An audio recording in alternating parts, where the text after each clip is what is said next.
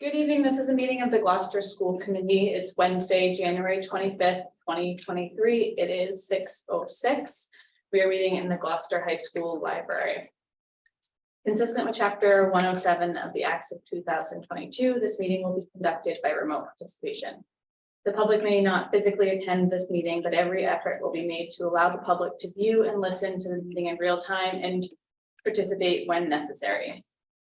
If you're calling in on a phone, you can press *9 to request to speak. If you're watching on a computer or device, there is a raise hand button that you can tap or press to request to speak. Please use either of these options during oral communication to be recognized to speak. I will state that the mission of the Gloucester Public Schools is for all students to be successful, engaged, lifelong learners. Let's start with a roll call for attendance, if you don't mind starting. Amy Pascarello, Assistant Superintendent. Columbus Superintendent. Keith Minio, School Committee. Melissa Prince, School Committee. Samantha Watson, School Committee. Laura Weason, School Committee. Greg Murga, Mayor and School Committee Member. Maria Puglisi, Recording Secretary. So we are going into executive session and we'll return to open session once executive session is complete, approximately at 6:30, possibly later than that. Do we have a motion to go into? So moved. I move that we go into executive session pursuant to Mass General Laws, Chapter 30A, Section 21, Section A, to discuss litigation strategy. And when that session is over, we will return to open session. Second. Okay, we have a motion and a second. We're going to roll call vote. Mayor Verga, Yes. Ms. Watson, Yes. Ms. Weason, Yes. Mr. Minio, Yes. and Ms. Prince. Yes. Okay, so we will be back approximately at 6:30. Good evening. We're going back into open session. This is continuing the Gloucester School Committee meeting on January 25th, 2023. Why don't we do roll call attendance one more time, starting with you, please, Christine? Hi, Chris Castle, Gloucester Public Schools, ELL. Amy Pascarello, Assistant Superintendent. Columbus Superintendent. Keith Minio, School Committee. Melissa Prince, School Committee. Samantha Watson, School Committee. Laura Weason, School Committee. Maria Puglisi, Recording Secretary. Kathy Clancy, School Committee. Kathy, you're muted, I think. We couldn't hear you. Can you hear me now? No. I'm Oh, on. there we are. There we Okay, present. Please join me for the salute to the flag.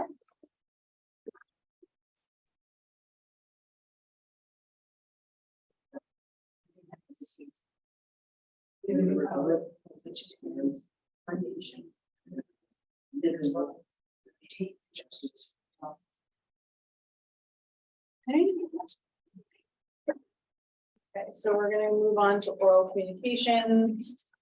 The public shall have the opportunity at every regular school committee meeting to be heard under oral communications. Oral communications shall allow any resident who has a request or complaint of any nature relative to the school committee business to appear before the school committee, state their problem with the committee, and the matter may be referred to the proper subcommittee. For items that are on the agenda, members of the public may address the committee with the permission of the chair. Persons speaking under oral communication shall be limited to 3 minutes each and shall submit a copy of the prepared communication to the recording secretary. School committee chair will not allow complaints as to individual performance or character. Anybody have any oral communications?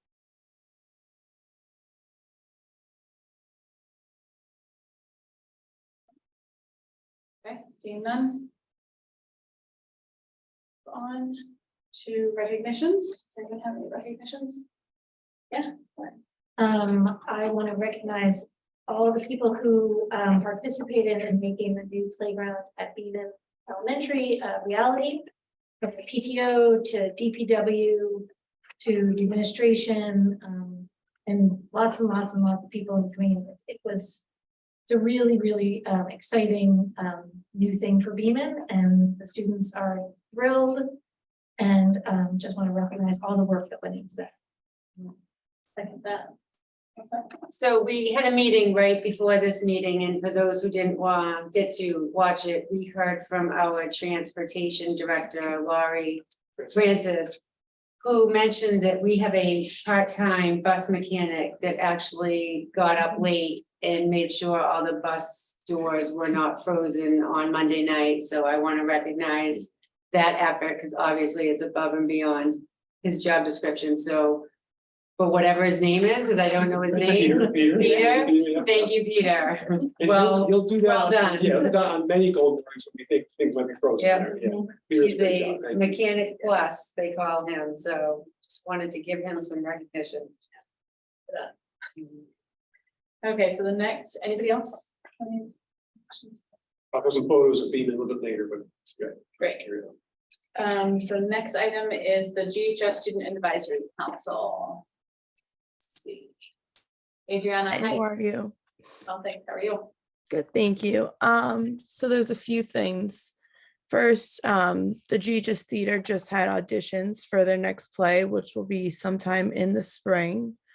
And then the National Honor Society just started their tutoring sessions in the atrium at the tables that the class of 2022 gifted. That has been very successful. NHS has also been asked to volunteer with the Sawyer Free Library to help out with the Gloucester 400. And then the senior class has a fundraiser at the Franklin tomorrow from 5 p.m. to close. And we also have senior banquet tickets on sale right now. It'll be held on March 30th at the cruise port. The juniors are doing their Valentine's Day fundraiser during lunch where they sell like candy carnations. And then the MIAA just released the rankings for our Division II hockey team, and the boys varsity team is ranked number 16. They've had a good couple games recently, winning against the D1 team Woburn, and then last week another good game against Danvers. We're hoping to make at least like the top 15 so we can host a few playoff games at home. And then in December, the GHS Free Food Locker distributed over 60 free food orders to 26 students and their families. In the months November and December, members of the GHS Health Center Youth Advisory Council planted perennials and bulbs outside the entrance of the school. So we're looking forward to seeing those bloom sometime in the spring and summer. And then SAGA, which is the Sexuality and Gender Acceptance Club at the school, had visitors from graduated SAGA members this past week where they offered guidance and support to the current members. Today, Fox 25 News came to the school as well as last week to speak with Mrs. Rosa Goulart and our mental health ambassadors on how mental health affects schools. One of the segments will be on TV on February 15th at 10 p.m. on Fox 25. And then on February 7th, parents of GHS students are giving back to our staff by hosting a teacher's luncheon catered by the Causeway. It'll be held between their professional development day. And then lastly, there will be an all student council and NHS meeting in homeroom on Wednesday, the 1st, to discuss Secret Pal Week, which will run from February 13th to the 17th. Secret Pals is when each member of student council and NHS is given 1 or 2 faculty members in the school, and every day that student will give their assigned staff member a gift or like an act of kindness and eventually reveal themselves on the last day. The purpose of this is to spread acts of kindness as well as maybe meet a new teacher that you may not already know. And that's all. Thank you, Adriana. Does anyone have any questions? You guys have a lot. Where'd you go? You guys have a lot going on. Yes. Thank you. Yeah, well done. You're welcome to stay, but we take no offense if it's something more fun to do. Thank you. Have a good night. Okay, good night. Okay, next item of business is the consent agenda. Does anyone have anything that they would like removed from the consent agenda? I would like to remove. So I don't the- want to remove it, but I just wanted to draw attention to 2 awesome scholarships that are on there. One being 4 scholarships in the amount of $25,000 each from Twin Light Beverages Trust Award Scholarship, which had a great detail about how Twin Lights, which originates in Rockport, Massachusetts, the old soda that the older ones of us remember very fondly Remember back when it. we were younger. So that's a huge recognition for them, and kudos, and thank them for putting these scholarships forward for Gloucester, Rockport, and Manchester, I believe. And also the Lynn Lani Bashan membership, memorial membership in the amount of $1,000 put forward by Patty Wall from Better Together of KPN. So don't want to remove anything, but just give a kudos and a good recognition and a big thank you to those who put scholarships forward for us for approval. Kathy has her hand up. I was actually going to try to remove the scholarship item for that very purpose, Melissa. There's a lovely history of the company and what their goals are. So yeah, I'll also further your recognition of the generosity for the kids on Cape Ann. Thank you. So I move to approve the consent agenda. Second. Okay, we have a motion and a second. Maria, roll call. Ms. Watson, Yes. Ms. Weason, Yes. Kathy Clancy, Yes, Mr. Minio, Yes. and Ms. Prince. Yes. Okay, that passes unanimously. Moving on to deliberations on educational issues and the superintendent report. Great, thank you very much. Share my screen. There are all of the things.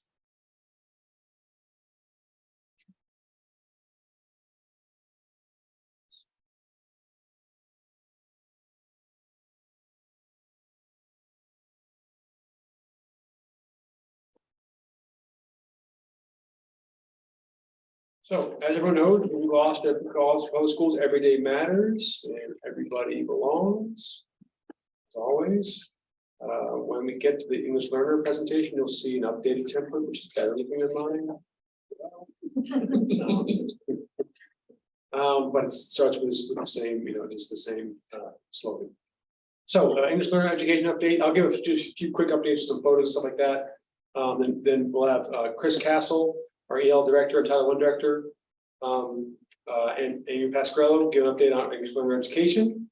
Amy will also then go through the drafts of our school calendars and make sure folks understand how we're doing that and have some discussion on that. We'll vote for that for this time, we'll vote for the next meeting on February 8th, but just so we get some input from you, you can adjust if necessary. And then I'll give an update on managing window and door replacement. So first thing is going to sort of cut to the end of the agenda quickly, which is just the update on East Vets. But you can see here some great photos of East Vets. I think this is pretty amazing. So a few of us, Mr. Fusco, Assistant Principal Christy Lambert, I think Amy Pasquarello, myself, went to see the school week before last, I think it was. And as you can see, cabinetry's in, walls are painted. I think this is a fourth grade classroom of the student cubbies there on the left. Cabinets installed on the right. For fifth grade classroom, you see the accent wall. I'm amazed at how much that matches the header. The colors. That was all planned. Maybe not. Gymnasium's coming along, so then we go down to the building B. Gymnasium's coming along. You see the windows. I think they're actually painting. At that point, they were painting the walls of the gymnasium. That's as in the same space is the framing for the 30-inch high stage, which has a great back of house area and ramp access to the art room, which can serve as a green room. Music room. The art room there on the left will feature a maker space, so you can see, different parts of the building are different levels of progress. For example, on the right there is a classroom hallway. I think this might be the third floor, but literally the tiles are done. I think maybe the grouting has to happen, but that's part of the blue and white tile that lines the hallway. That's near That's near, throughout all the hallways. So Matt Fusco, Principal Matt Fusco, I think characterized it. He goes, it is better than I could have imagined, and that he is very excited, which is great. And I think, of course, his excitement continues. But I'm amazed that painting is happening, and cabinets and that sort of stuff. I mean, a lot of these classrooms are starting to look like classrooms, so it's a really big deal. Just some photos from the Beeman School playground. off and running. It wasn't a great day in terms of weather, but the kids didn't care at all. I was worried about my shoes, but no one else was. But anyway, the kids were all over it. It handled many kids, more kids than being playground ever been handled before. And probably more than ever will handle again, because they had the whole school out there for the ribbon cutting of the playground. But that is operational, and we're really pleased. And again, we thank the PTO so many times because they've been great in leadership. Amanda Silva, and also I want to really thank the school committee for pushing this along, which was great, showed great leadership. But also we want to thank Gary Frisch. Gary Frisch sort of managed us along the way. We made a bold move to not. We could have waited till the spring for the Bean Playground. Okay, we made a bold move of doing it in November. Then the equipment was delayed till beginning of December, and then there were some weather delays. Weather and scheduling delays, which was a little frustrating, but not but understandable. But able to get it done, personally get it done, and the kids were playing last, actually 2 weeks ago now, so they started playing. So anyway, just a great job all around. There you go. You can see a lot of kids playing. We got two full swing sets, a slide, an absolutely insane net climbing mountain thing, which the kids love. Sabrina doesn't, but kids do. And that's more important. So there you go. And then I wanted to show. I'm actually having Maria show a new video we created. Introduce families in the community to our elementary schools. So let me stop my share and guess that share.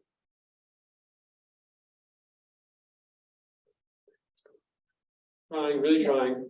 And then we're going to run a video with audio, and Maria, I think, has got it figured out. I think.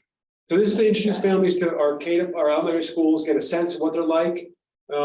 What they feel like, the people that are there, our community, and how great our schools are, and so we'll see what you think.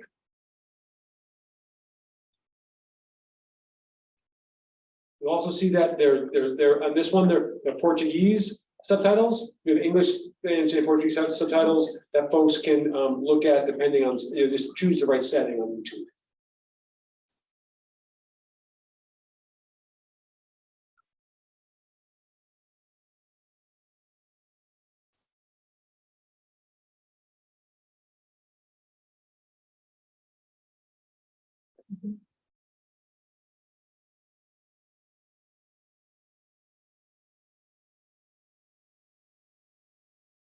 So we can see it now. Okay, that's good. So.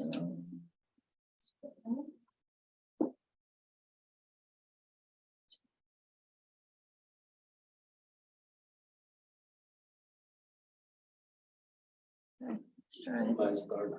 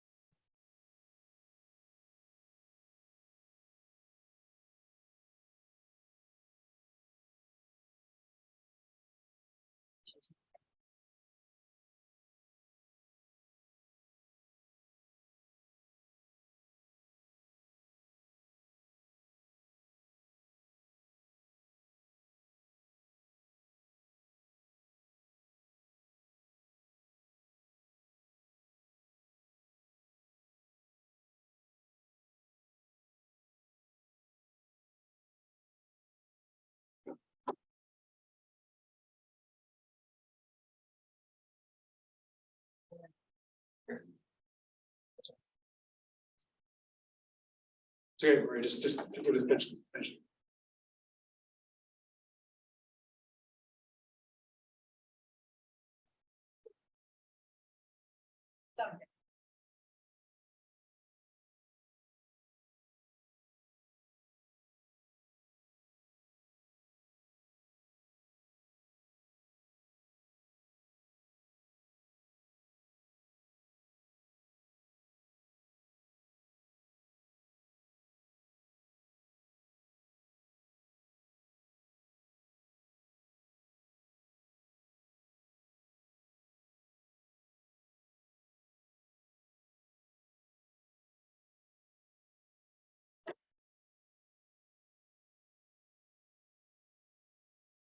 So a couple things, so we're certainly aware that folks couldn't hear the sound. Oh, geez. Good, so. Monetized? But they can't hear us. Behind. Okay. That's behind us.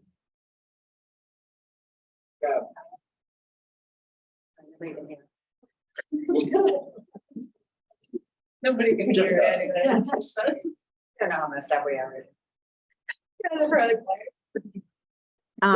It looked awesome. It's right there, I see it. Hold on, Hold hold on, on, hold on. Be right with you, Kathy, sorry.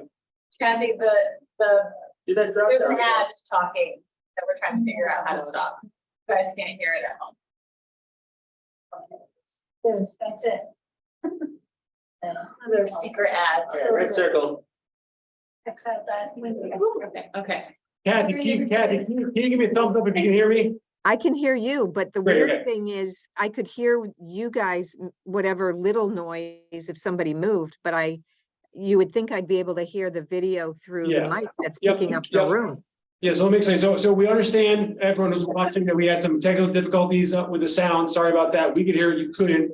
But momentarily it'll be going up on the website and on Facebook for our folks to see and hear. And you can not only listen to it, but you can also read along in English or Spanish or Portuguese. And you So, can share it with your friends. Just gonna say that. And you can share it with your friends. So Like it, share it. yep, like it, share it.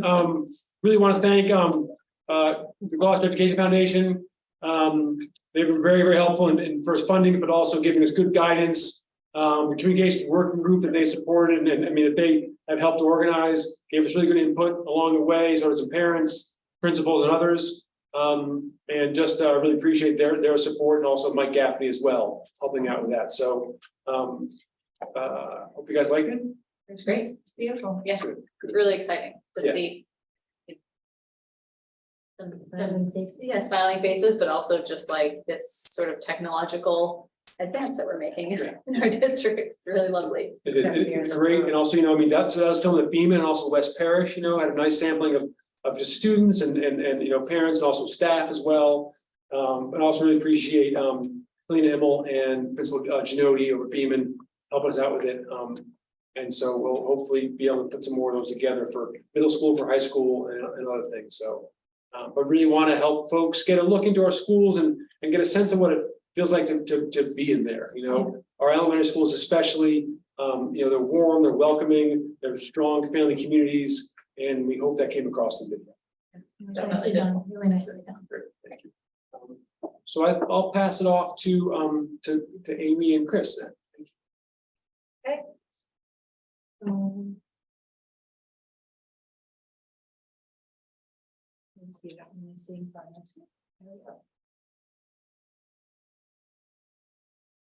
Okay, and this is the updated PowerPoint. You're moving to, but I used it for the MEAS one too, so they've seen that. Right. So we're going to talk, Chris Castle and I are going to talk about our EL population for a little bit today. And it's just a fun graphic I wanted to include. But when we go forward, I just want to open up with talking about the 4 domains of learning English language. There's listening, reading, speaking, and writing.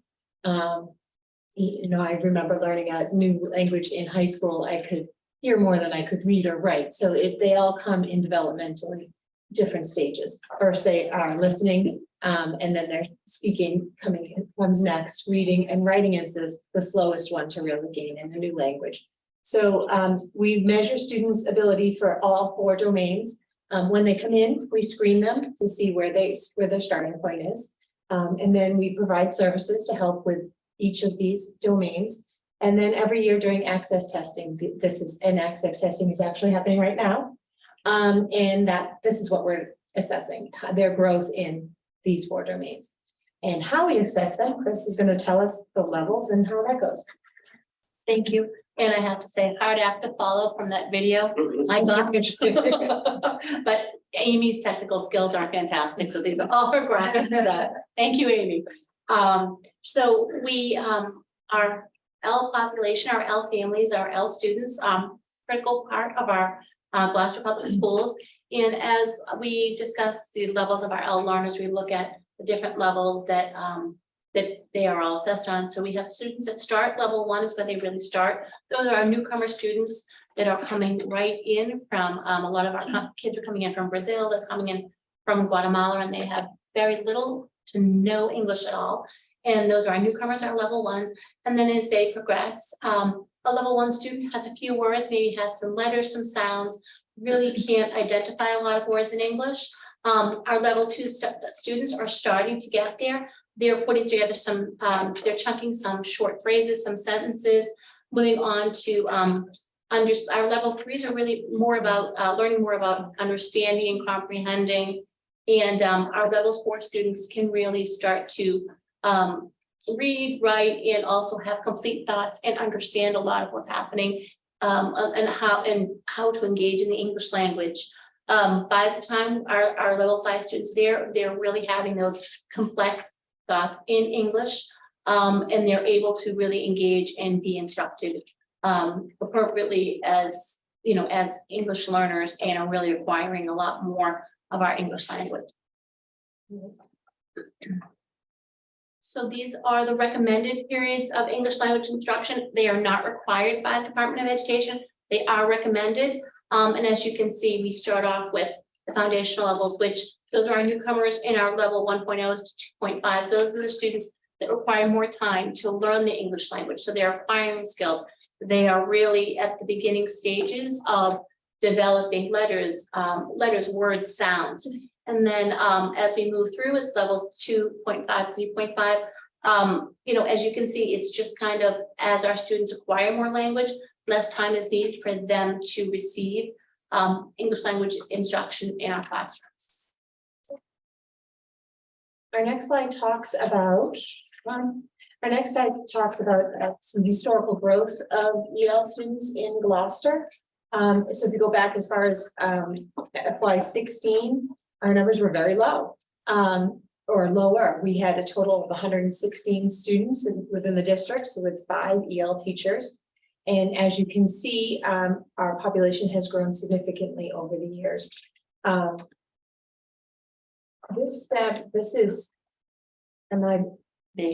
there we go. I clicked twice. I was like, this is not what I was going to say.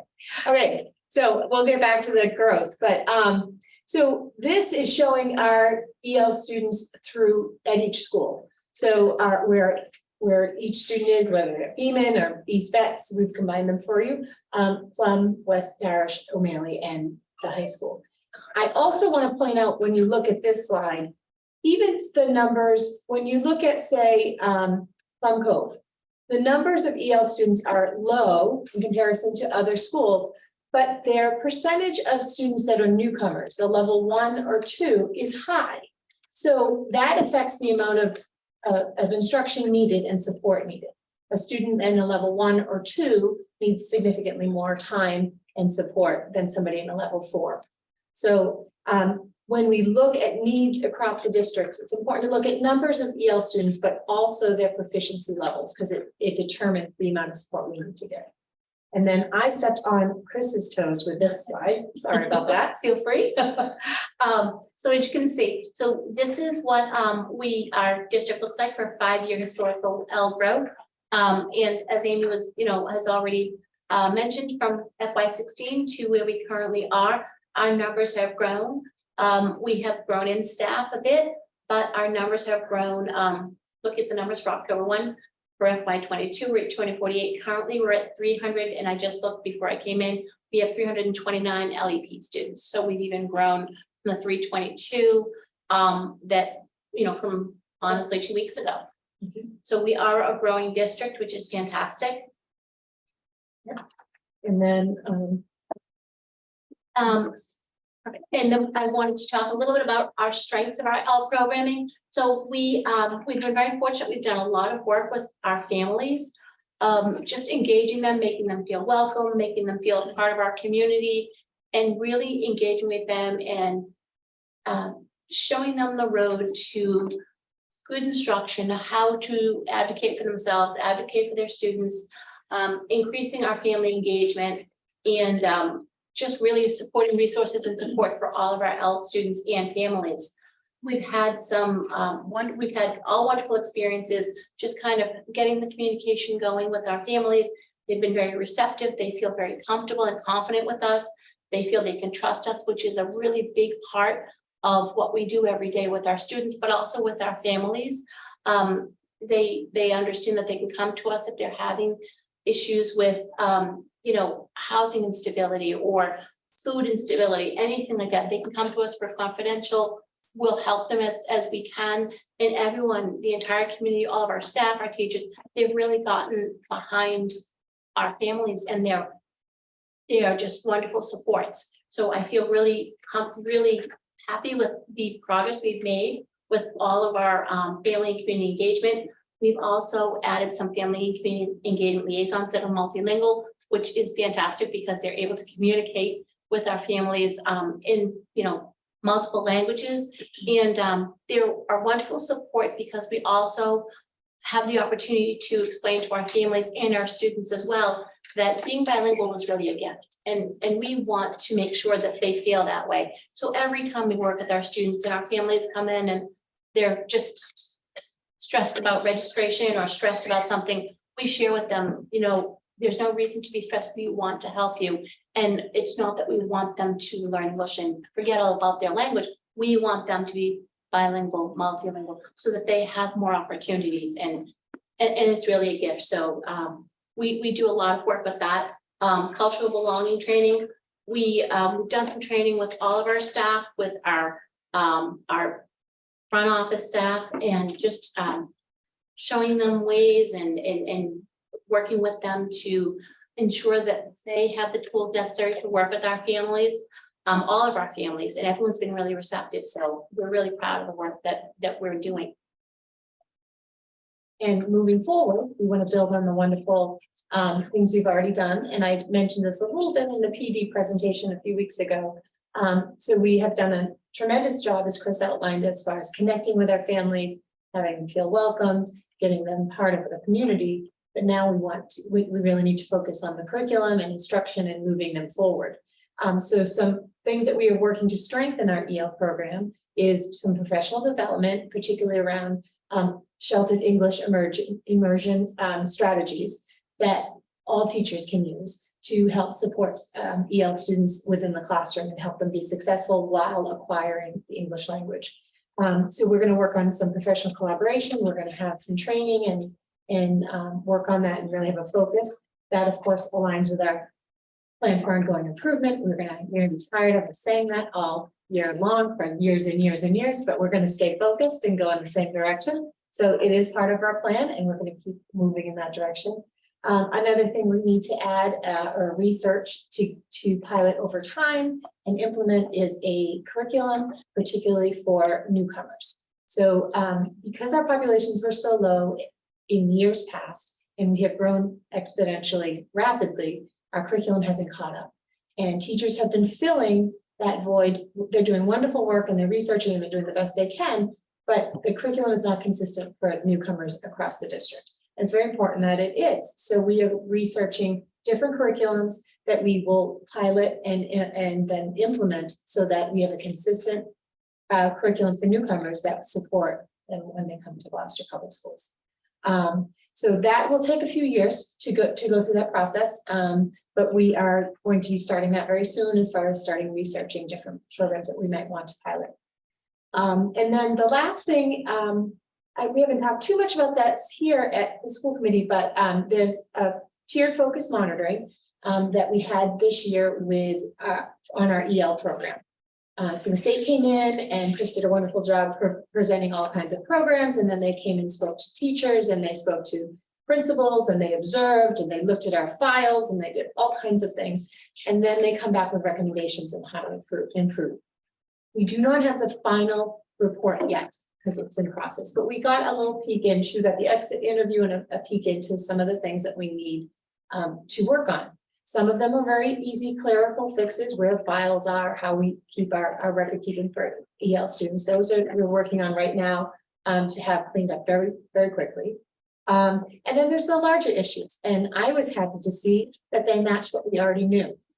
So far, we're hearing that we need a consistent curriculum for EL students. We need more SEI strategies within every classroom. So these are at least 2 examples of things I'm happy that we had an idea, that we knew where we needed to go, and the state agreed with us. There might be other findings when we get the full report, but those are the overarching ones that we know that the very small clerical ones we've already met with EL staff beginning of January and gave like a list of things we just need to clean up, and then the larger things we're going to be working on over time. Okay, and then that's it. Any questions or? Anybody else want to go first? You know, one thing I'm wondering about, the screen is so bright, let me bring that down. So you know, it's focusing on like individual students. You ever like witness like continual progress from one year to the next, or do kids kind of like revert or like stagnate? Well, with learning anything, that you can have regression if you're not practicing it, right? Yeah. Reading, whether it's in English or any language, Yeah. sometimes students have a little regression over summer. We hope not to have that. But it's tremendous to watch students learn the English language. At least I have more experience at the elementary level because of my previous job. But to watch them acquire the language is really tremendous. Oftentimes they have like a silent period where they'll come in and they're just listening. And they're just kind of taking it all in. And then they'll start to, use a few words, and then they have this burst of language, and it is the most beautiful thing to watch. So that's like early in the school year, you're saying? Well, it depends on their level of language that they come in with. It depends on their age. Neurologically, it's easier to learn a language when you're younger. So if somebody comes in as a junior in high school, it's a little hard and has never spoken English. It's a harder task to take. If I had to go learn Spanish and just work in a Spanish environment, I would have to take a really long time to learn because I'm a lot older. But so it depends on their level when they come in. It depends on their age. It depends on, is their English also spoken at home, or do they only hear it at school? So if they only hear it the few hours that they're at school, they're not acquiring it as much as they can. Yeah, I guess you're kind of picking up on my concern. I'm wondering if they go through the summer and they're just like balkanizing their community, speaking their native language. Is there anything that we're doing or could do over the summer? Yes. Yeah. So if you want to speak, sure. I'm just going, but That's, so yes, and I'm glad you both mentioned, so a lot of our students are the translators for their families. Yeah. So you hit the nail right on the head. They're going home and they're speaking Spanish and they're speaking Portuguese with their families because it's the only translation the families have, right? And as Amy said, the younger they are, the quicker they pick up the language. But we have had summer programs. Last year we had a newcomer academy at O'Malley Academy for students in grades 6 through 8. And Mr. Lamas came over one of the days and was able to see the students there. And we're talking students that came in with no English at all. And the sentences, the words, the language that they had acquired, it was just, it was wonderful to see. They were asking the superintendent questions. They were excited about learning. And not only were they able to make such progress, but they also were able to then, get a job. So they were excited because, okay, now I can speak English and I can go and get a job for a few hours so that I can help my family and support my family. So we also had a remote summer school for our K-5 students, and it was remote because that was what families were asking for. I've been speaking with Amy, and we are going to have a summer component as well this year, just so that we don't have that regression. Yeah. So students get at least a little bit of the conversational piece, the reading piece, the writing.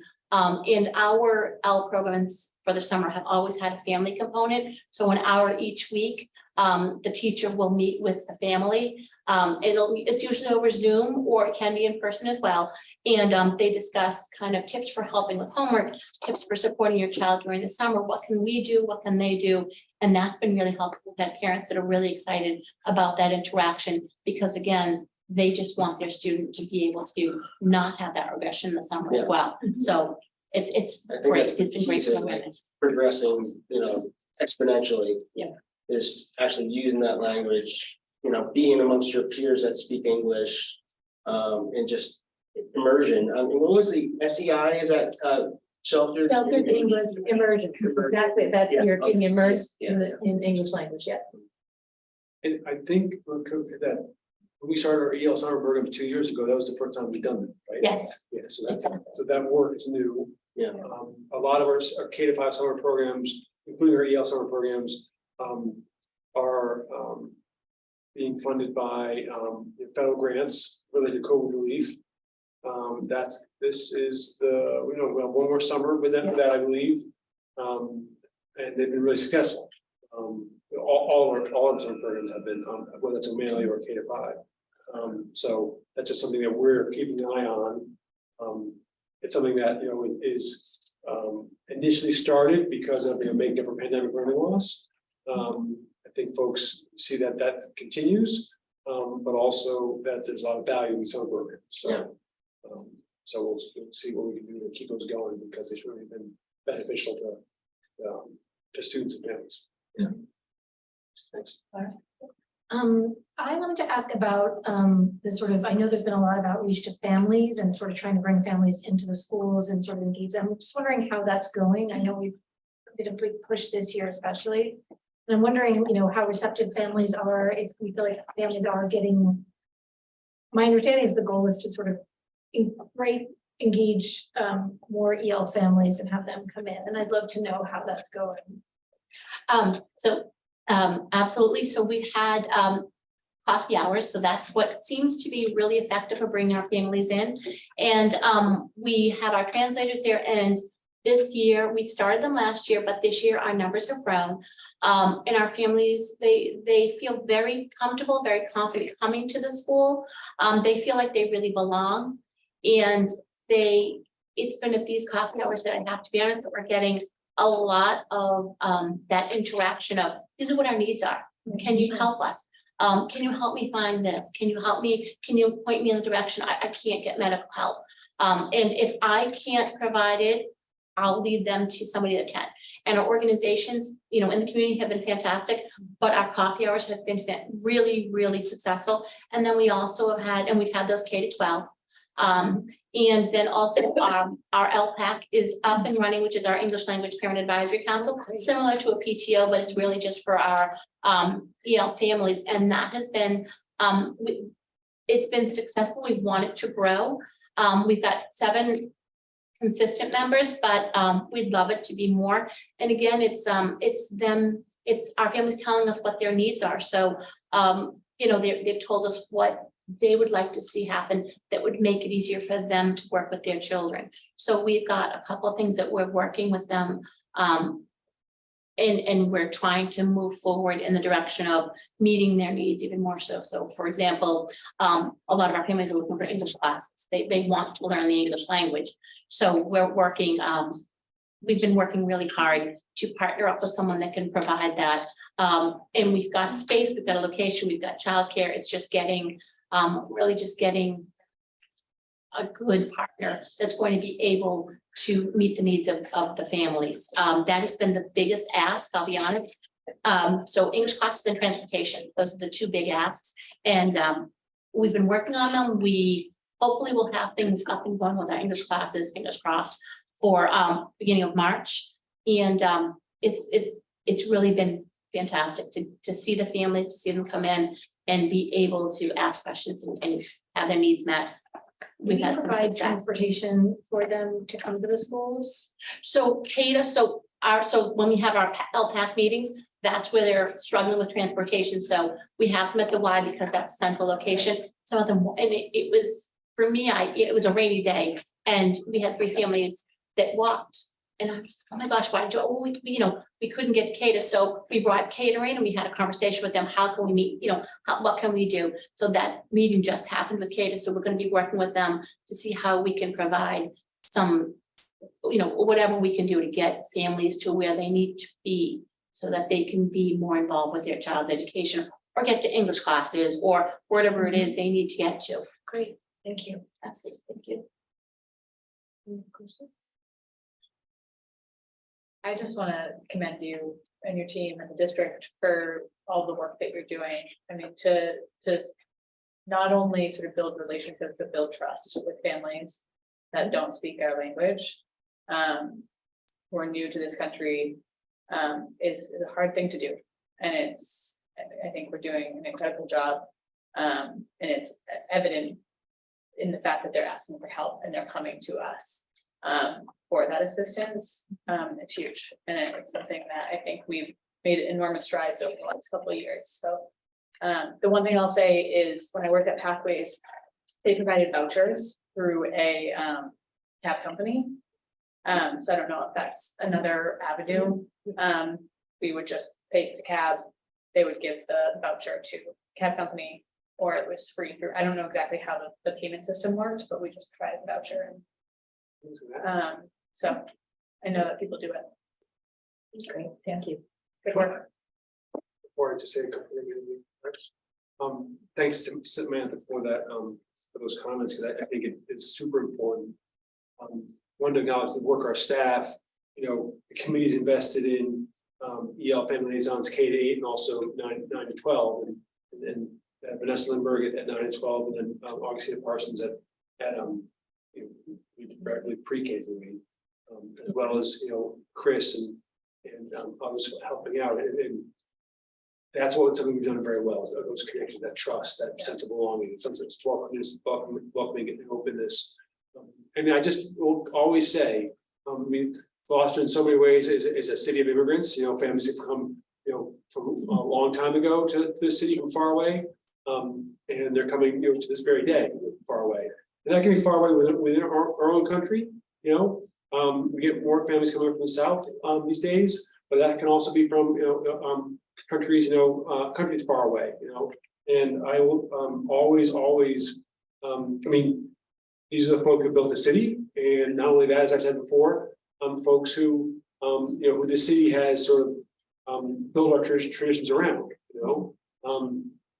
And also these families, whether it was a family 3 generations ago or a family now, that challenge, that risk, that courage to come here when in a culture very different from your own, language often very different from your own, and to seek a better place for yourself for whatever reason, and then contribute to this community, it is an astounding feat. It's something that I've got tremendous respect for, and I think our staff has tremendous respect for, and I really appreciate how we've done such a good job, and the community supported us on supporting our English learners, and then also now that stepping up to the next step of making sure the quality instruction and curriculum matches our intentions on belonging and welcoming. So just that there, these folks, our English learners, our immigrant families, or those from far away, are basically part of our community or schools, and I always want them to know it. Thank you both. Thank you so much. I think it's my turn again. Yeah. Right. Going to go back to. Chris can go. Yes.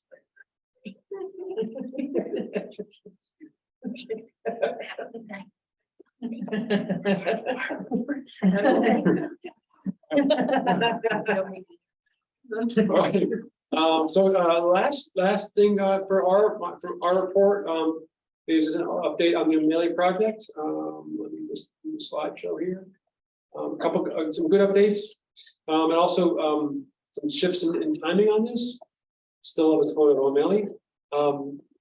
All right, so these are different modules in terms of the process, and this is one way of looking at the timeline. The design is 100% completed, and the general contractor has been selected. Okay, so that's like a very important step. Okay, I'll give you some more details on that in a moment.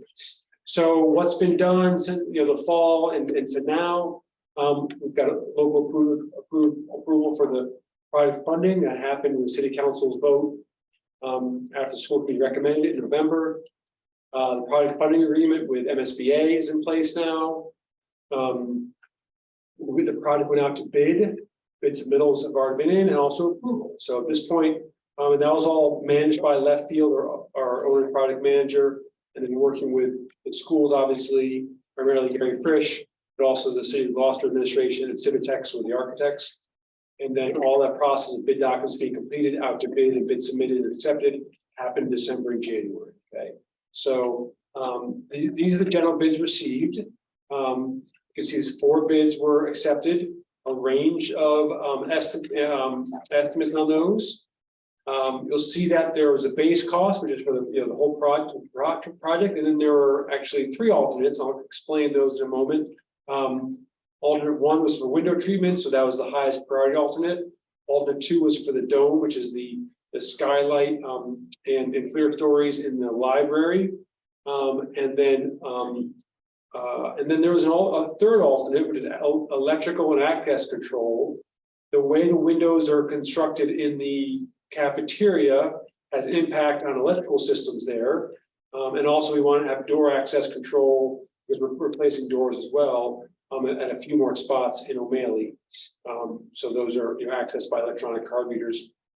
Anyway, alternate 3, we removed from the scope and altered, and we'll rebid that, or actually have rebid that, because initial concerns just about the cost of that from some of the initial sub bids. So in order to follow proper procurement laws, we pulled it and removed the scope, and it changed pretty significantly. And then it's been rebid. So anyway, by procurement laws, we take the lowest bid, which you can see is Lambrey Construction. And the good news from the bid is that it's under a budget. So I'm going to try to explain this. I tried to make this clear, and I'm not sure if I did create this table, but I'll go through it. We'll see what happens. The base cost of their bid was $4.9 million about. Then you add in alternative 1, which is window treatments. That's adds $36,000. Then you add in alternative 2, which is the dome, $262,000. That total is in the yellow, $5.17 million. The project funding agreement from MSBA was for $5.3 million. Okay, so if you take green and subtract yellow, you get blue, because green and yellow make blue, right? Got that? Pretty good, right? Nice. Okay, and so the reason that's in the parentheses because their bid was $150,000 about below the project funding agreement. That's good, but there also was allowed contingency in the PFA that in MSA. What MSA agreed with us. That was $265,000. Okay, so you add the blue and the red, you get purple. Okay, so essentially with the bid and the contingencies at this point, we have a variance in our favor of just over $400,000. Okay, that's important. You always want to maintain the contingency, and you like bids to come under what you estimated. So that's positive. Any questions about that before we go on? Because now we have some adjustments. So let me talk about schedule. And so we've always known this was on an aggressive time frame. And when we first went out to bid, we were starting to get Left Field was getting information from people who were considering bidding that they weren't going to bid because of concern about the time frame. Okay, but and then the time frame for windows, but they're concerned about a certain part of that, and that was the clear stories and the dome and the curtain wall. For those who don't know what a clear story is, it's a skylight. Yeah. And if you think about O'Malley specifically, Right, I wanna know that, if you're in the commons area, you look up, it's those windows, fixed windows that are sort of at the very top on the sort of the corner of the roof, basically. Okay, and then we have similar on hallways. Actually, I'll in a moment, and similar in the cafeteria. So those are the things that folks were very concerned about time frame. The regular windows, it's tight, but everything was doable. So once we adjust the timeline, and I'll explain that in a moment, on a part of the project than we were in before for qualifying bids, basically. Okay, so let's go through the timeline. We are finalizing the contract with Lambrian right now. We awarded the contract. We're finalizing now. They're getting going on working with their architect to do the final design stuff, so they procure the windows. Right, it'll take about 13 weeks for the windows to come in, we believe. Window fabrication, and that will happen now in June, essentially. June, May, so June. We get to July, August. That's when demo will happen and installation of new window systems in all the classrooms. Okay, I'll show that to you on a map in a moment. All the windows really except those clear stories. The media center curtain wall, which is sort of to get back 2-story windows that go from the media center down to the science lab. We call that a curtain wall. And then also the dome. Okay. We expect that will happen in July of 2024. Let me just go back to September 2023 here, the third column. There probably will be some continuing into the school year, some second shift, after school is closed, just, continue to work, that sort of stuff. And to, clean up and that sort of stuff, and just to sort of finish this summer's work. And then we'll begin again next summer to finish the clear stories, the curtain wall, and the dome, and the project will be closed out. We are limiting the word I keep forgetting, the potential increase in cost, because we're doing some of the work in summer 2024. We'll order all those windows in clear story now. Okay, it doesn't, they won't come in probably until August, so we can't install them. So we're not concerned about price increases on those because we're waiting to install them, and they'll be stored by the contractor. But essentially, we show you on the map here. You think if you're looking over bird's eye view of O'Malley, the red outline, which is you can see the exterior walls of the building across all floors. Those are all the classroom windows will be replaced, and then the green ones that are shaded will be, this is the cafeteria here, the hallway leading to the student commons here, the library, and then this hallway as well. Those are the areas that'll be done in summer 2024. They can't be done during the school year at all, because they're all passageways. They're all lots of activity in all those, throughout the school day, that sort of thing. There's no way to not have the hallway and the cafeteria working. That'd be bad. So things like that. Any questions about that shift in schedule and timing on that? Okay, pretty straightforward. And then these are just the key dates, just another way of looking at it, but as you can see, same thing. Doing all the work now to make the submittals, order materials, get them on site. And then just let the last piece is folks asked about O'Malley Academy and working with Lynn already about just where O'Malley Academy would be. And there are enough interior rooms that don't have windows. And also a lot of O'Malley Academy happens in the auditorium or gymnasium or library. We're actually not using that this summer. So, but there's enough space in terms of O'Malley for them to shift folks around as the summer goes along. So that's it. We do have to do the calendar. So Calendars under superintendent's. Clear stories with one spell. No, sorry. That's okay. Yeah. This is got it. Hers again. Yeah. Putting it on the screen. Yeah. So we are looking, you go ahead. I'll explain that. So somewhere around December to January, we always start getting questions in schools. What about the calendar and the end of school and when does camp start? Some of you, I might have gotten an email from some of you about that sort of thing. parents are very anxious Yeah. about camps. And so I know a few places that actually do a 2-year calendar, and then which really can allows folks to look ahead and know start and end date. Really good. Mostly, the in-school vacations are pretty predictable. Except for maybe start and end those, but the start of school and the school is always sort of up in the air. And so I thought we would give a shot of do the next 2 years calendars, and then every year from now we would just do these the second year head count. So always approve a calendar every year, but it would be, not for the upcoming year, but for the following year. So Amy's gonna go through this, love to get, she's gonna talk about a few things here, point out a few things. And then get some input from the school committee if necessary, and then finalize that and bring back any changes, bring back to you 2 weeks for the vote. So input is the definite word for this week. So, because I've shared this calendar with some GTA representation to get their input. This morning, I shared it with leadership to get their input, and I'm getting yours. There is one change I want to speak to that leadership has requested, and I'll explain why. It's not reflected on this because the packet was already sent out to you, so I didn't want to change it without having a conversation. So if we look at 23-24 school year, it's very similar to our current. I think I would be able to into full screen. That made it worse. Well, now. That's darling.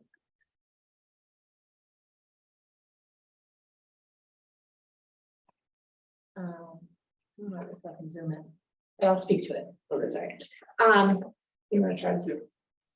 So the calendar is very similar to this calendar year as far as when professional development falls, and for the most part. For example, the first Tuesday in December, we had a half day. The next year, the first Tuesday in December, we'll have a half day. So I didn't make any drastic changes as far as that's concerned. According to contract, in 23, we should start after Labor Day. The following year, when we get to the next calendar, we will start. No, before calendar now, the following year, we start after Labor Day. Because in the contract, it's very specific on if Labor Day falls on the first, second, or third, we start after Labor Day. If it falls after that, we start before. So we always have the Friday off. Right, but when we get to the next year, we'll talk about that because that's a little different. Okay. So start date in August 23rd is August 29th. 28th for staff, 29th for students. Yep. And the primary day we have as a professional development day in September. And then Early release. early release. Super. Professional development early release day, excuse me. And in October, we have the conferences as normal, where Columbus Day is held. Our November 7th would be the full day professional development day. That would be no school for students, but staff would come. And November 10th, we are celebrating Veterans Day because Veterans Day falls on a Saturday that year. The holiday break is in there. It's pretty simple. And then this brings us to a last day of school without any snow days as June 11th. Actually, can I just ask you a question? Yes, So you have the September 19th as primary day? yes. Is that, do you know that? That's a Gloucester specific day. Yeah. I mean, there's only kind of for a primary this fall is Gloucester elections. Okay, So so and the there's only nothing real, from the state. sorry, There's there's nothing, not a statewide election. okay. So and the only reason that Gloucester would need a primary is the mayoral race. It's unlikely to have a primary for school committee or city council. It could because it depends. In the year I ran the first time, because we had 13 instead of 12. But it's a nice time to have a half day early release for professional Well- development as well. And just to raise, because parents have been concerned about having school at all on that day. So that's some input I would love to hear from the committee as far as voting days. Right. There are different ways to do this in terms of you could do it based on what type of primary day it was. Okay.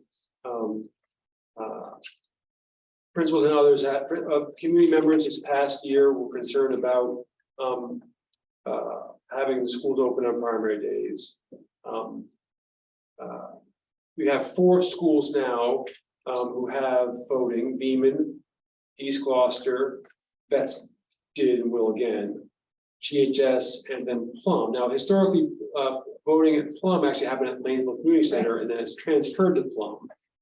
But like, I think we're gonna switch it back to Lanesville Community Center, it's easier, actually easier parking for folks, honestly. And then there's quite, with the EGS, obviously being, demolished and turned into a park. How many wards may vote at East Bedford's? Okay. West Parish also votes too. In the school? They have the voting. She wasn't there this morning. That's right. Yeah, Thank you she very missed much. that meeting and that's why she didn't say yes. And I said to the principal, Yeah. I said to the principals, I can never keep Yeah, this there straight. are 2 Ward 5.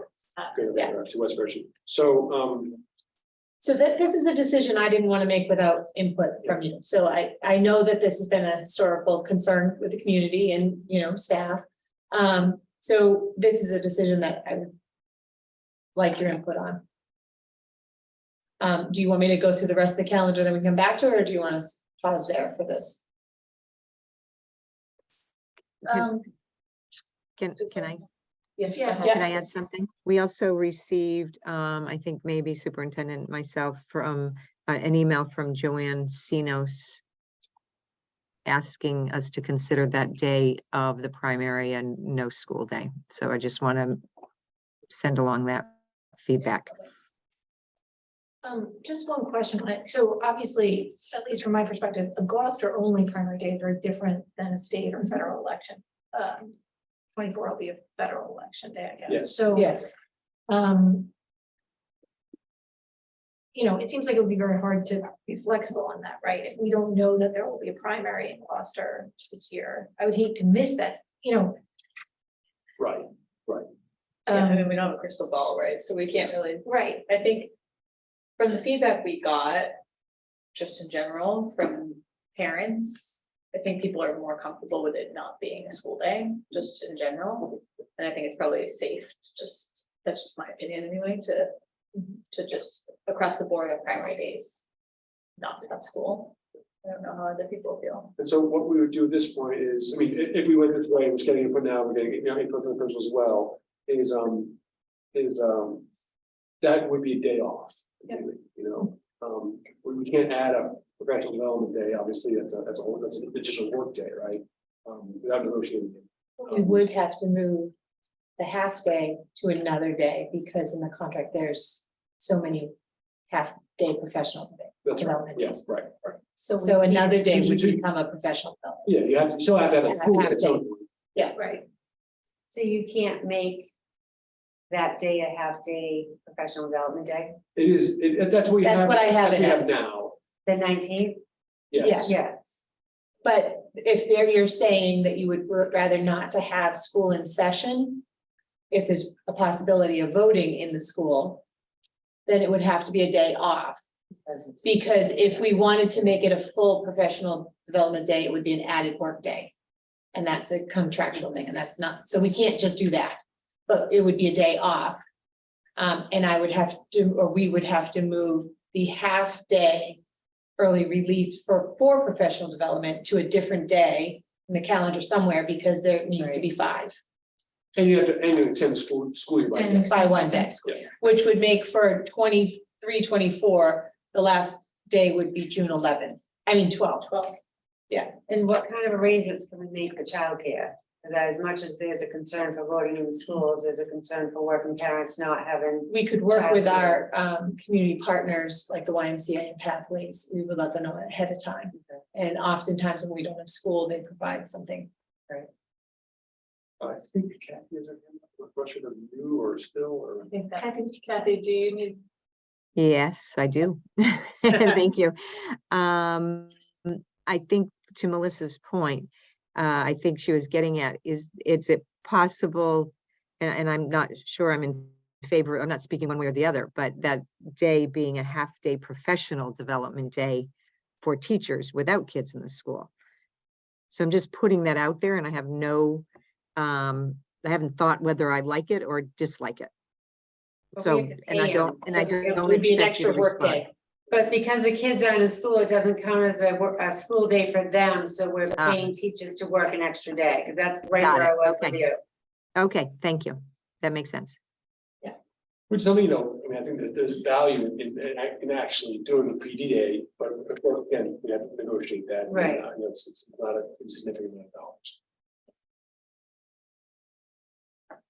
So do you want to see the rest of the calendar, then we can make that decision? Yeah. Okay, so that is the question for September. The rest of the calendar looks relatively similar to this year, but I do want to point out, March 19th. When I presented this, calendar to, leadership, Principal Cook pointed this out, and, then I remembered this was a problem a couple of years ago. MCAS schedules haven't come out yet for the following year, right? And they often like to take for high school MCAS the last 2 Tuesdays of March. And we would not want to have a half day be an MCAS day. So I am proposing, after getting feedback from leadership, of changing that March 19th half day professional development day to March 12th, just a week earlier. And no principal had it.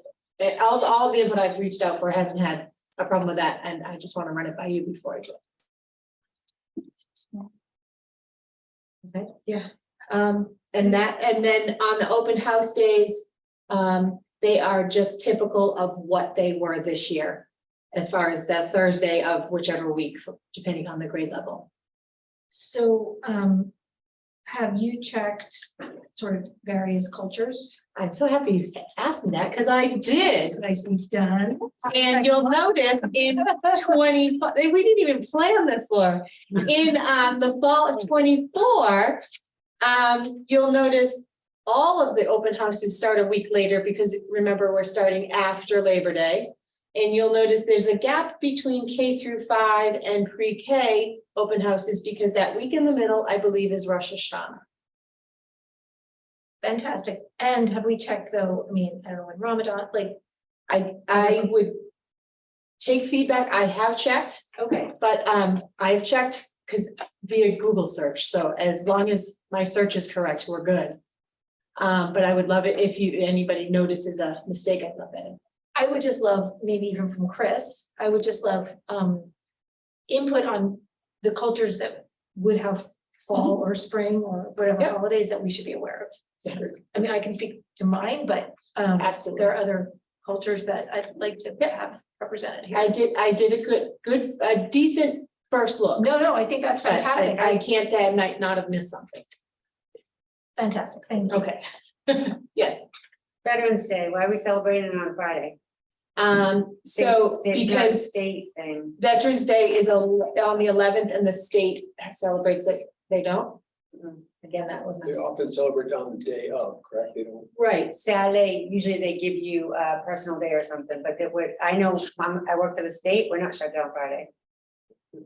So, I don't know, I didn't know if it was contractual somewhere. 'cause I Yeah, know- let's double check. I know, and I can't remember our contracts, haven't looked at it on this specific, but sometimes if If this it's a day Sunday, is that. sometimes it goes to the Monday, Yeah, but on yeah. a Saturday, So- usually you get, Yeah. like, they'll get the paid holiday still in their paycheck, but not necessarily the day off. We'll look at that. Quick question. We should also check what the city's doing. Yeah, but it's families I'm worried about not being necessarily compatible with the city. You know, Oh, yeah, absolutely. Just if that day is off, is there a reason not to move the no school day closer to that day so that it's a, So the 7th is a voting day. Right, that's. okay. I see, that makes more sense. Yeah. That Well, the starts and stops. that week in November is often very chunky because you have the voting day, you have Veterans Day. Okay, that makes sense. and remember, on Fridays, the only works till noontime anyway. Okay. So we can check on the 10th. And if we took the 19th of September off and then put the 10th back in, our last day would be back to the 11th. Back to the regular. Right, day. that's an idea. Okay. So I can look into that. Okay, and then if we look at 24, 25, we are starting after Labor Day, so there's no Friday off because you're it's after the Labor Day, but so we would start on Tuesday, the 3rd with staff, on Wednesday, the 4th with students. Amy, can you move the slide? Oh, yep, Thanks. thank you. And then depending on what you decide about the primary day, that 17th of September would be either a day off or it would be a half day professional development day. That's federal election. Yeah, So that's it should be there. yeah, I think that's because there's gonna be a lot more voting that year. Yeah, and then, let's see, October is pretty much the same, November, the 11th is on a Monday. And then again, from Principal Cook's input, that March 25th day, I actually would like to move to the 11th, because remember I said MCAS is often the last 2 Tuesdays of March, and there was a couple years ago where we had to revise the calendar because of that, so I'm trying to avoid that ahead of time. And what about the 13th being a half day? So they're getting a day and a half off that week? Yeah. It's 2 early releases in a week. That's a lot. So the 13th is going to match, that's the parent conference day for elementary school or pre-K through Well, you 8. can actually. swap them, you could put the 13th and the 27th. You could. Right, but then it would be after report cards. You want that parent conferences to be around report cards. So we move it to the 6th? I might be, if I count the days out, because we started late, you maybe could go to the 20th. I just don't like having 2 days in a week. Yeah. I agree with You you. totally got that, that's a good catch. Yeah, I agree You know with you. something, that happens the same in March 2024. Oh, no, you moved to 12th, sorry. No, I went to the 12th, Yeah. Good, sorry, yeah. Okay. And then with this, starting after Labor Day, and going to school on September 17th, which might change, our final day would be June 17th. So if we took off September 17th, that would make our last day without snow days, June 18th. The other addition to both calendars is I have marked Juneteenth. You remember, I think it was last year, it wasn't on the calendar and it was a state holiday and our snow days went past Juneteenth. So was there some confusion or just lack of communication because they didn't know? So I put it on the calendar just so people know it's there. That would not be a school day. Great. Just as a question, so contractually, that thing about Labor Day, if it's after, starting later is just part of our contract. Yes, But there's specific days, like dates, sit down, remember first, if Labor Day is on the 1st, 2nd, or 3rd, or 4th, I believe it is. Start and before, after. after Labor Day. If it's on the other days, we start before. So it's really by the dates. And if it starts before, they get the Friday off. Right, no, I see, it's just a very late end of school. It is. And it's And that kinda- without snow days, so. Everybody gets two Snow a lot though, we weeks have to go into the 2021st or the second. Right, we don't know about that. We don't have as many snow days anymore. Good news is that not this summer, but the following summer is longer. That's Right, what I because was we can start asking. out, yeah, so, I think this is where that might be short. yeah, right, so. All right, Right. any other Great summer, I'm looking forward to it. questions or? I think it's good that we're sending a message about the voting in the schools, that, you know, we share the same concerns and Okay. accommodate that as a priority, because Yeah.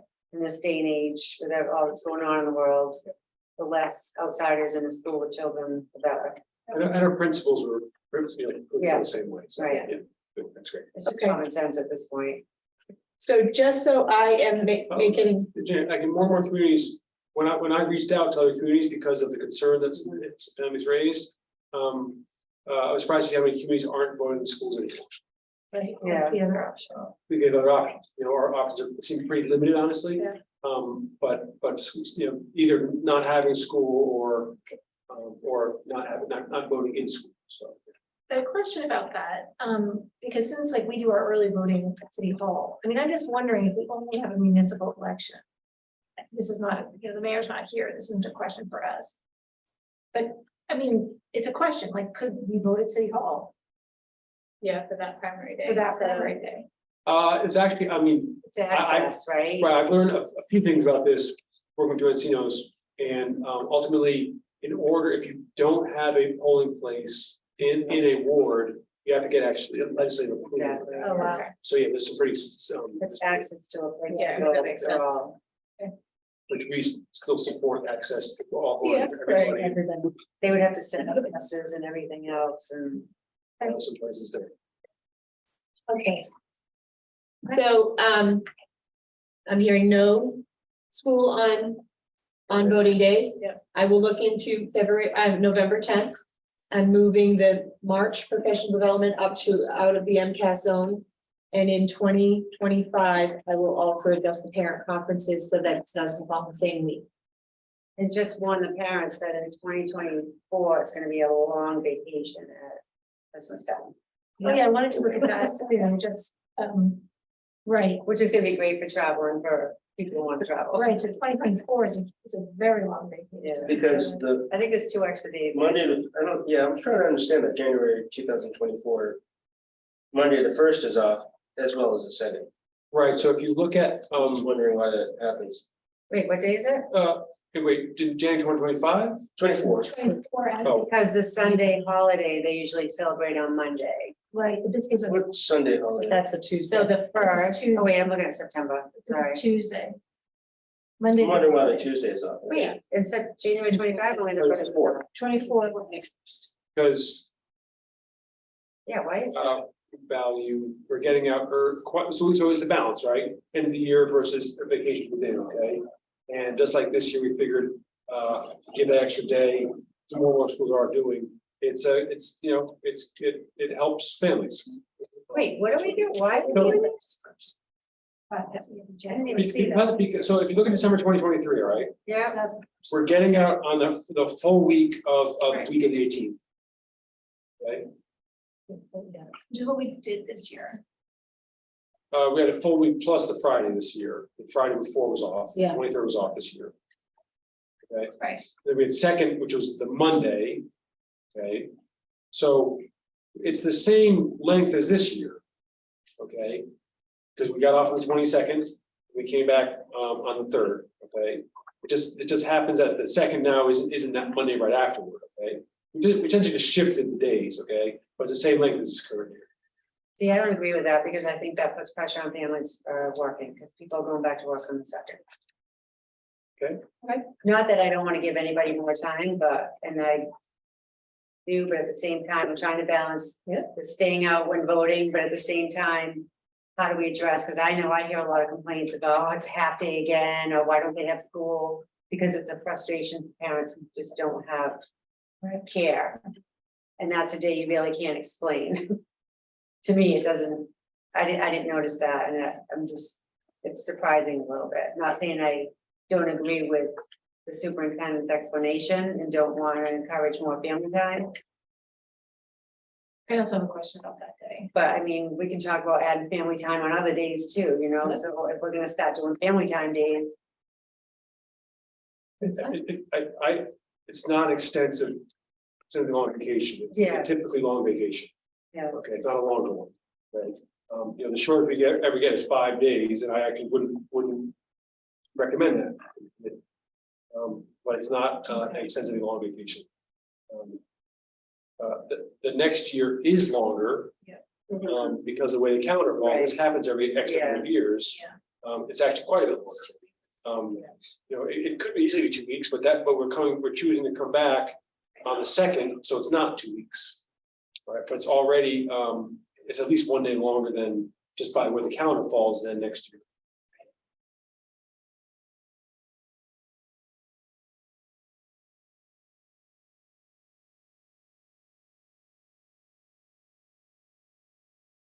My feedback is to have school on the 2nd. I don't know how others feel, but that's how I feel. I was just pointing it out and thinking, yeah, we need a good explanation for why. That's what I was looking for. don't know. It's a hardship on families, and then I think I'm leaning towards. You know. It's not like a lot of them they don't have free hair, like some do, some don't. Yeah. So it's an extra burden. That would be skiing. I think that day. But what is I Rockport don't know doing? where I- What does I'm not Manchester do? Do they add those days? I mean, to me, it's not normal. I've never seen this before in my years of approving a calendar. I mean, like typically, I'm just wondering what's typical, like, okay, how many days off from school do we typically take? So this was exactly what we took off this year. We took it off because when the calendar fell, in terms of the second being the holiday summer on the second.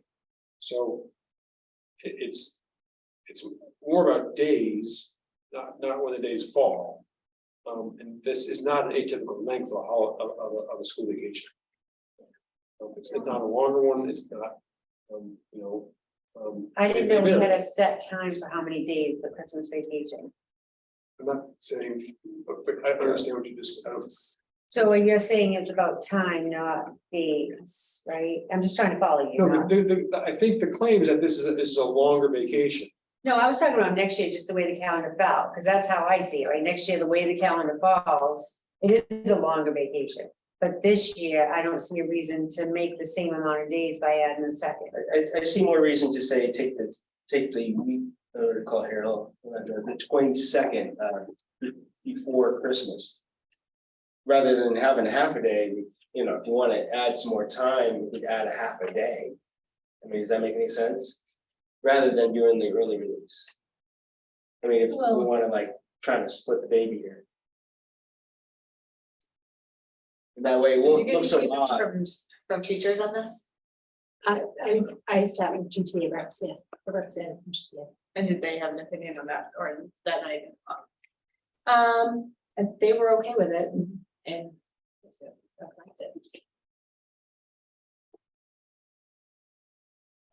It's actually the 24 is at 1 to 2 days longer Yeah, based on whether we come back to Exactly. calendar. Yeah, it's because of the calendar.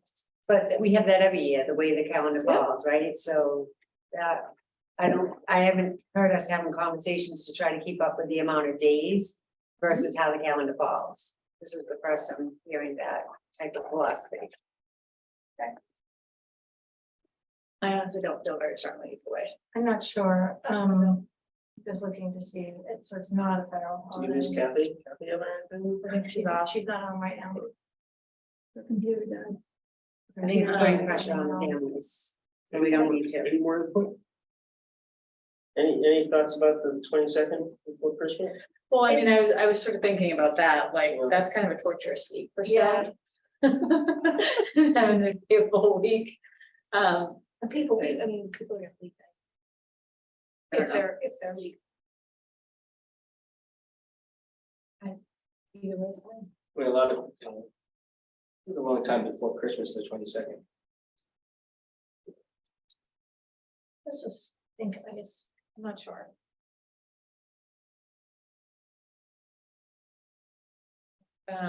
Okay, well.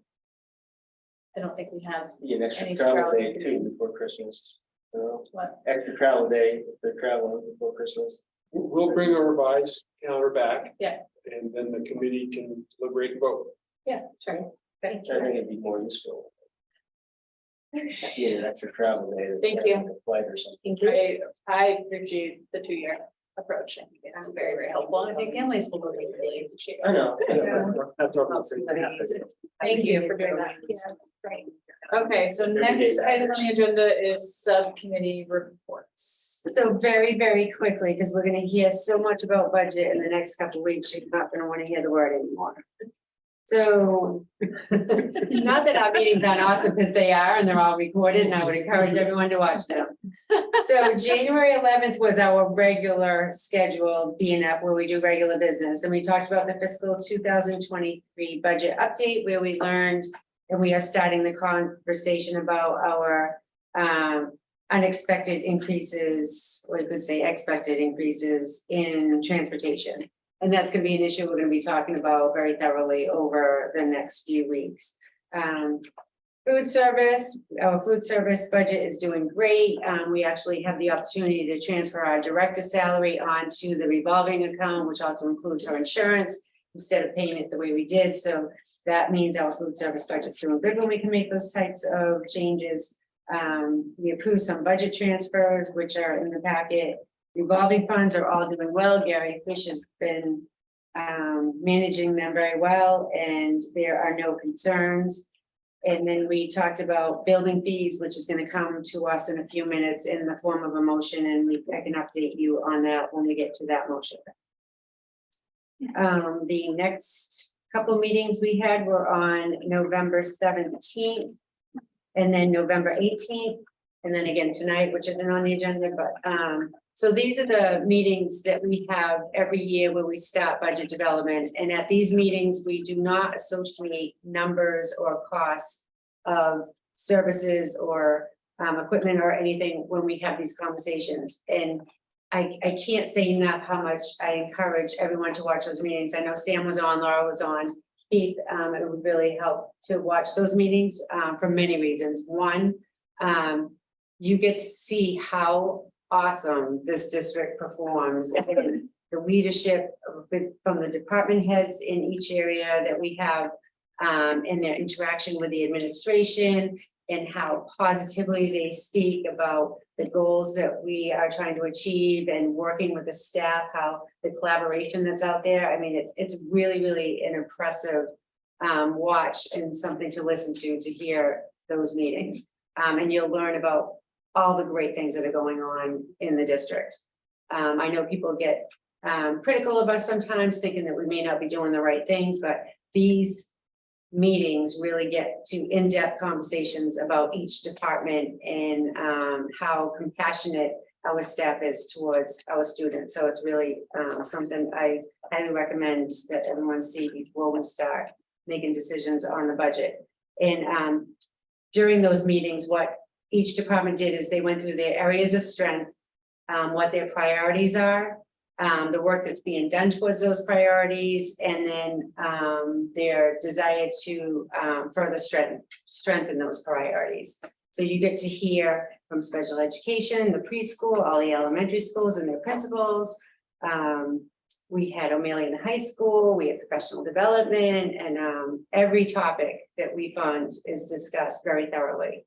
And like I said, I would just encourage you to watch those Zoom meetings, and we will be hearing about all those conversations with figures being attached coming soon in the next, I think starting February 1st, and then continuing until we approve the budget in June. So lots of conversations coming forward. So other than that, then we had the update that we already got regarding the O'Malley School windows, and that project was part of our conversations as well. We already got that update. So the only thing left we have to do is that motion. I didn't know if you want to do that now, or if you want to wait till after we do the grants, because I think you're going to pull up some information about the building fees. Yes. Okay. I don't know how you want to do that now, or just wait till we do the transfers. You transfer now. For the grants. Yeah, that's right, the grants. Thank you. I'm gonna be hearing a lot of subcommittee reports from you. Yeah.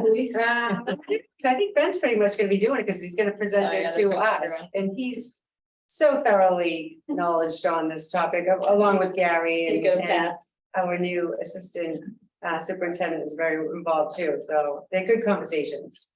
Difficult issues that we have to address this year, but we'll get through it and we'll hear about it, talk about it, make decisions on it.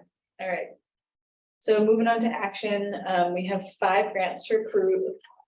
First one is Department of Elementary and Secondary Education 21st Century Learning Centers Internship Grant in the amount of $60,000.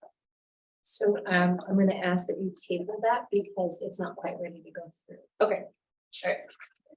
hoping to bring it too soon. So moving on to the Gloucester Education Foundation grants. First one is the Gloucester Theater Program Grant in the amount of $3,000.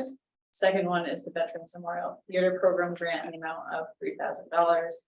Third is Beaman Memorial Theater Program Grant in the amount of $2,500. And the fourth is the East Gloucester Bikes for All Grant in the amount of $6,569,000.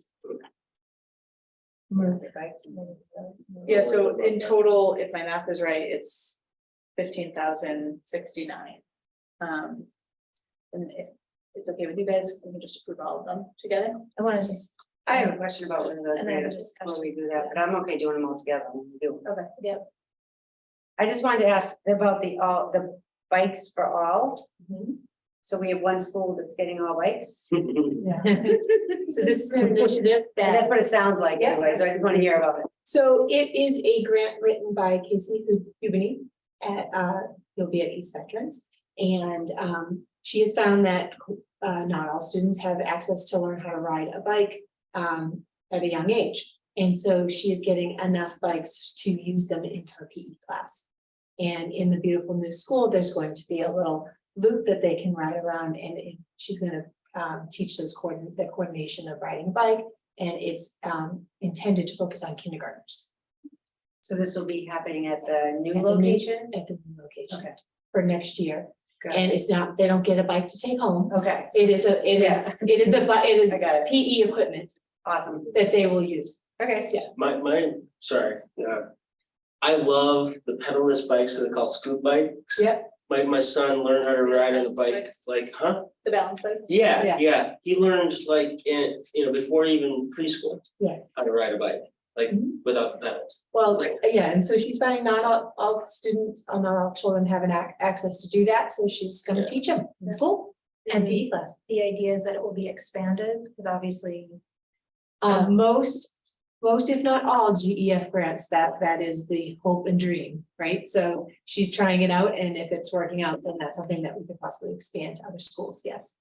I would just caution, on, there are GEF grants that do go to some schools and don't go to other schools because there's not uptake and stuff like that. Yes. So there's an equity issue, Mhm. right, when that happens. And so I think this is a fantastic idea, and I would want it to be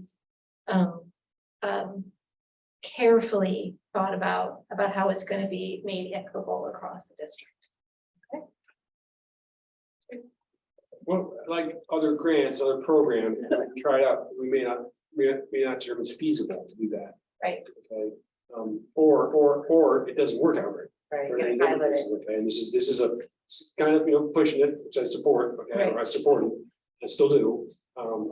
So, but just so you know, just because we tried something doesn't mean it, we gotta see if it works. No, of Yeah, course, yeah, of course. great. I think It's like sometimes, piloting with the curriculum, right? So we're piloting with the bicycles. Yes. right, But I also do hear about as we expand, and when things are successful, we want to expand them to everybody. Yes. Absolutely, 100%. Get that. If it makes sense at the facilities, I suppose, we'll be biking outdoors, like you said, there was like a track they could do. Yeah, Yeah, The Plum Cove have that. yeah, I think it's on that base. I mean, one challenge could be just storage, very honestly.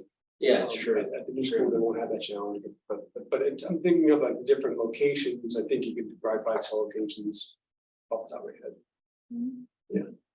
Yeah. Okay. Do we- Accept, we might give them back a little acceptance. can I just make one other point? Just on the, I noticed that in the list of the theater grants, Emily or someone from GEF wrote that they have approached the Beaman teacher to see if they need more, because obviously the grants are not for the same amount. So I really appreciated that note there, because that's also a brand new teacher, Yes, so she may not know. and historically, 2,500 is what they've always given. And I think one or two schools had asked for more, and that is a new teacher that might not have known to ask for more, so I'm happy to. So what are your notes? So if, No, so I just wanted to note that, and also to say, I appreciate that was included there, because obviously that, if there's a need. Right. We'll make sure. Is there West Parish and Plum Cove, are they on a different agenda somewhere? They may not have applied yet. I don't think we've excluded already. Plum Cove's, well, I think West Parish might have already happened because their Okay. place coming Yeah. up. And Okay. Plum Cove's play is not until the end of the year. Okay. Okay, do we have a motion to approve the Gloucester Education Foundation grant in the amount of 15,069? I move that we accept all the Gloucester Education Foundation grants in the amount of $15,069. Second. Just check them out, yes. Is it right? Okay, good. Right, we have a motion and a second, roll call vote. Maria? Ms. Watson, Yes. Ms. Weason, Yes. Mr. Minio, Yes. and Ms. Prince. Yes. Okay, so moving on to the approval of the building use fees for long-term frequent users. So I will show you just what we're talking about. So this is just a little background here. As you know, we have redone the policy and procedures on building use. We also increased fees to some degree. Which, you know, is still very reasonable for our facilities. But also there's some particular youth organization users, which are very high use users. Because I mean, then we're talking about actually it's mostly basketball, honestly. And they're also using the higher rate facilities, field house, gymnasium, that sort of thing. So I'm going to show you just what we shared with the B&F subcommittee in terms of our thinking on that. Just let me share this one second.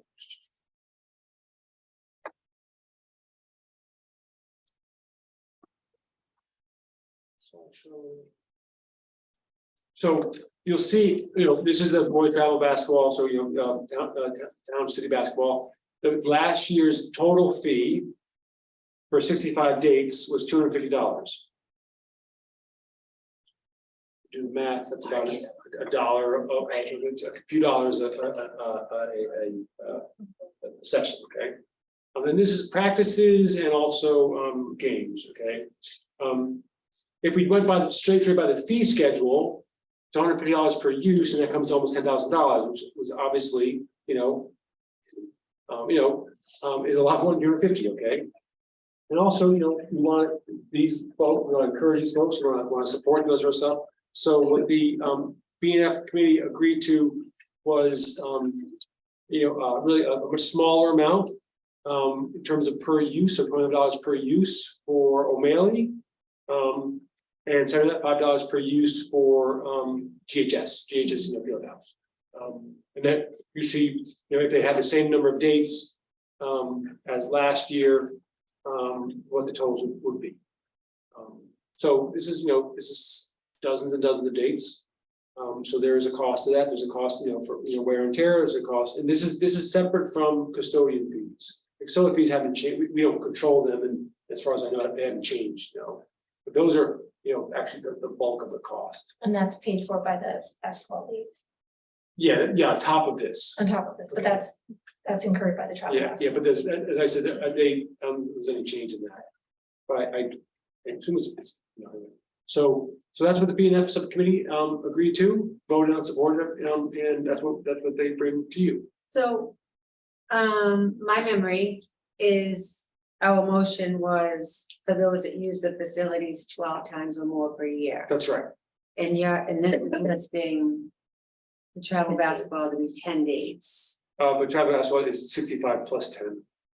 Okay, oh, together, yeah, it's just where it was just the location, got it. Now, and also because we don't know exactly which, Yeah. especially. I was wondering why I didn't remember Especially that. Olympics may be doing fewer, just to illustrate what Yeah. the fees would be. Yeah. And the fees are on your, but just to show the comparison to last year.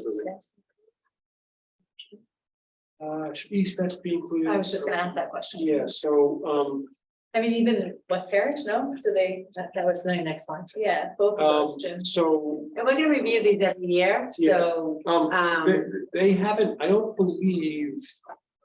we don't know who's using that. Maria, Jim. maybe go. Is West Parish used on these levels? Do you I know? believe the boy. I thought the boys practiced at West Parish. So, I think it was the girls practice at West Parish. that's right. Played O'Malley. That's possible. So essentially what this is, let's make sure that's right. This is, well, you can see right here, it's, I think we'd apply the same discount rate at those other places. So what do you say, they're at a West Parish? Somebody practices at West Parish and doesn't use it. Either the high school or O'Malley. And certainly East I can't Gloucester. remember who it is. Right, that was part of, that was. okay. Yeah, but we don't know. But we would do that, we would, those, Yeah, it will happen. rates for next year. Right. So, an elementary gymnasium, $30 an hour. It would,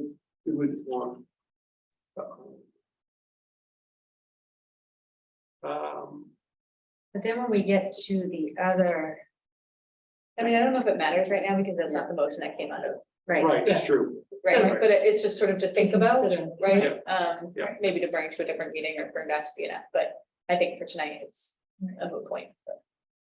yeah, so the motion that came out of the BNF subcommittee, which I'm gonna move, is to adopt the proposed long-term fees as set forth in this schedule for frequent youth user groups using our facilities 12 or more times per year. Okay, so maybe all facilities.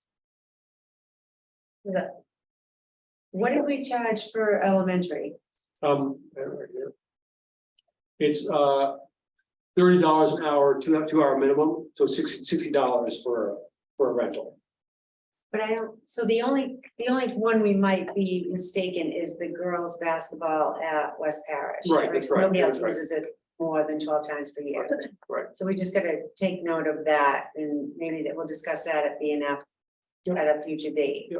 But right now, this is the majority of Right. use. but because we're saying, because the motion is all facilities, does it matter? Because if the price is gonna be Well, different, It's the facilities set forth in the pricing schedule, which is O'Malley in the high school. Yeah, this is what the motion is. Wait, no, look, I added West Parish. We talked about it, West Parish. At O'Malley, girls travel basketball, O'Malley and West Parish. I think they could bounce back and forth. That's what was discussed. and the I mean, price I is the don't same. know why Price is we. the same. Yeah. Okay, I added West Parish Oh, to you my, to the schedule. We talked about it. But do we have a rate there? I don't know if you're. I think it's the same rate. It's $20. $25 per use. Okay. Yeah, West Parish is the same price as O'Malley. so you made a motion? I did. So we need a second. Second. All right, we have a motion and a second. Maria, any discussion before we? Has everybody reached out to those two groups, the basketball group? So what happened was billing started with these groups, and that's how it was brought to our attention, because they were getting billed for $10,000, okay. right? So we're like, okay, wait a minute, that wasn't the intent of our fee schedule. Do you have a concept of like how much they can reasonably afford, like? you know? Yeah. Yeah, Yep. okay, awesome. And like, if you look at the fees, it's reduced drastically from Yeah. what we were actually Right. billing them. More than last year, obviously, but there's an expectation they would, and know that I think we start, with the exception of Special Olympics, there's a fee for joining these teams, which they have the revenue. Okay, all right, yeah, It's not like they're not paying right. to play. The parents, so, Okay. and if there's a problem, if we have in our policy embedded somewhere that if there's an issue with financing, if they affordability, that they can approach us too. Awesome. Like that. Any other discussion? All right, Maria, roll call vote, please. Ms. Watson, Yes. Ms. Weason, Yes. Mr. Minio, Yes, and Ms. Prince. Yes, All right, moving on. To other communication, new business. Do we? I have new business, I but don't think it's off. do you want to do that now? No, not yet. We have, you gave us the Veterans Elementary update already. Yep. All right, so then the next one is letters from the Teamsters Union. Oh, it's request to begin negotiations. Okay.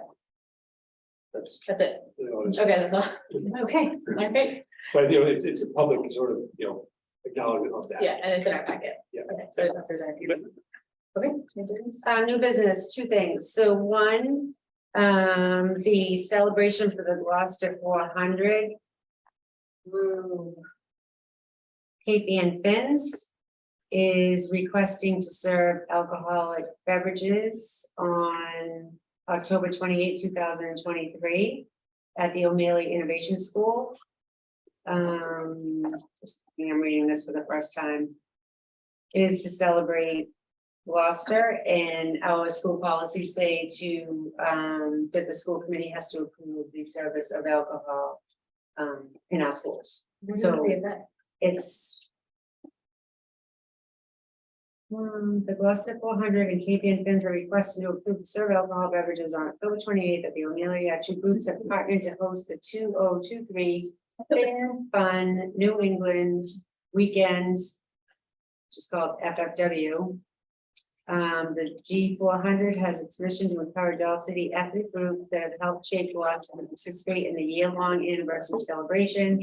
It is the 31st of the Finnish Americans' contribution. To get a sense of Fin Fun Weekend, go to finfun.org. Then No, we don't what? know. Wait, so this is gonna might be a problem. So I'm seeing free beer, wine and drinks, which is gonna be a problem because no alcohol can be free. But we can figure that out at BNF. So this is a request to send it to BNF for discussion. But just know that there's no free alcohol. What's the licensing process for third parties?